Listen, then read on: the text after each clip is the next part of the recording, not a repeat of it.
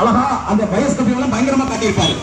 அந்த சூழியல் சுற்றுலா மையம் எங்கே என்ற கேள்வியை நான் எழுப்பிக் கொண்டிருக்கிறேன். தொடர்ச்சியாக 3 ஆண்டுகள் அழைத்துக் கொண்டிருக்கிறேன். இதுவரைக்கும் காணல. வடிவேல் சொன்ன மாதிரி கிணறே காணல அப்படின்னு சொன்ன மாதிரி ஐயாவுடைய சூழியல் சுற்றுலா மையத்தை அப்பப்ப நான் போய் தேடி பார்த்துட்டே இருக்கேன். ஏன் கண்ணில் மட்டும் அது மாட்ட மாட்டேங்குது? உங்கள் கண்ணில் ஏதாவது மாட்டுதான்? போய் பாருங்களேன்.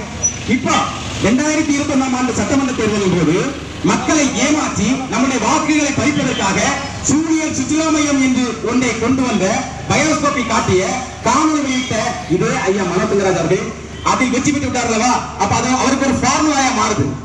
அந்த ஃபார்முலாய இப்ப மீண்டும் தூக்கிட்டு வராரு. எப்படி? முல்லை பூங்கா. முல்லை பூங்காவா? இப்போ சுருளோடு பக்கம் இருக்குல்ல, சுருளோடு பக்கத்துல மலைக்கு மேல கட்டி போறாரு, ஓடுறாரு. ஓடி மேலே ஒரு கேமரா வச்சு அவரை வந்து வீடியோ எடுக்கிறாரு. எடுத்துட்டு இதுல நாங்க வந்து முல்லை பூங்கா கொண்டு வர போறோம், இந்த மலை ஏற்ற பயிற்சி கொடுக்க போறோம், இங்க வந்து அருமையாக இந்த மலைகளை பார்க்க முடியும். மலைகளை பார்க்க முடியும்னு கடைசியா சொல்லக்கூடிய ஆள் நீங்க தான். மலைகள் அத்தனை சூடாடிட்டு எதை பார்க்க போறீங்க? எங்களுக்கு ஒரு பயம் இருக்கு. என்ன தெரியுமா? நீங்கள் அந்த மலைக்கு மேல் ஏறும்போது மீறி எத்தனை மலைகள் கண்கள் தென்படுகிறதோ அத்தனை உடைப்பதற்காக நீங்கள் ஏறுகிறீர்களோ என்கிற அச்சம் எங்களுக்கு ஏற்படுகிறது. இப்போ அடுத்தது மீண்டும் ஒரு காணொலி பாருங்க, கொண்டு வருவாரு. அங்கங்கேயா வாகனங்களை நிறுத்தி அழகா காட்டுவாங்க, காட்சி பொருளாக்குவாங்க. எப்படி? நான் முல்லை பூங்கா கொண்டிருக்க போகிறேன்.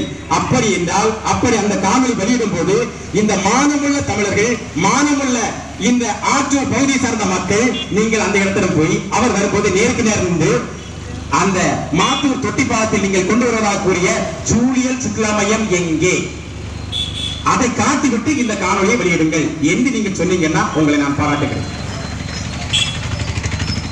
அதே போல என்ன சொன்னா தெரியுமா?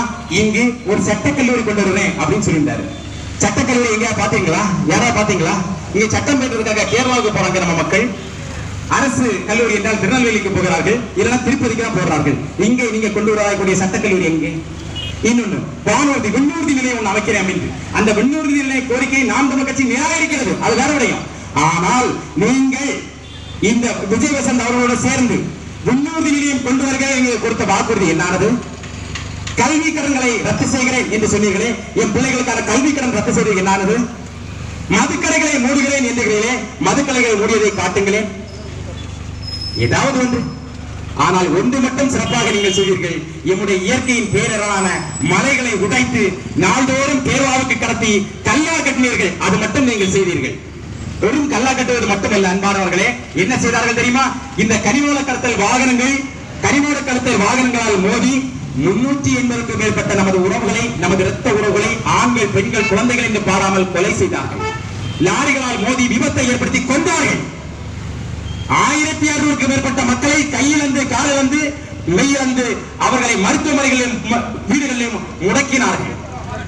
இதை இவ்வளவு செய்த பிறகும் இந்த கரிமூல கொள்ளையை நிப்பாட்டுவதற்கு இவர்களுக்கு முடியவில்லை. இதே மாத்தூர் தொட்டிப்பாலத்தில் அம்மையார் அழகுமீனா அவர்கள், தற்போது மாவட்ட ஆட்சியராக இருந்து கொண்டிருக்கக்கூடிய அம்மையார் அழகுமீனா அவர்கள் அந்த மாத்தூர் தொட்டிப்பாலத்தை ஒரு நாள் மூடினார்கள். என்ன காரணம் சொன்னார்கள் தெரியுமா? அங்கிருந்து ஒருத்தர் வந்து தற்கொலை பணியை செய்து விட்டார், எனவே இந்த மாத்தூர் தொட்டிப்பாலத்துக்கு தடை செய்கிறேன் என்று. அப்புறம் நாங்க போராடி அந்த தடை விலக்கினார்கள். அது வேற விஷயம்.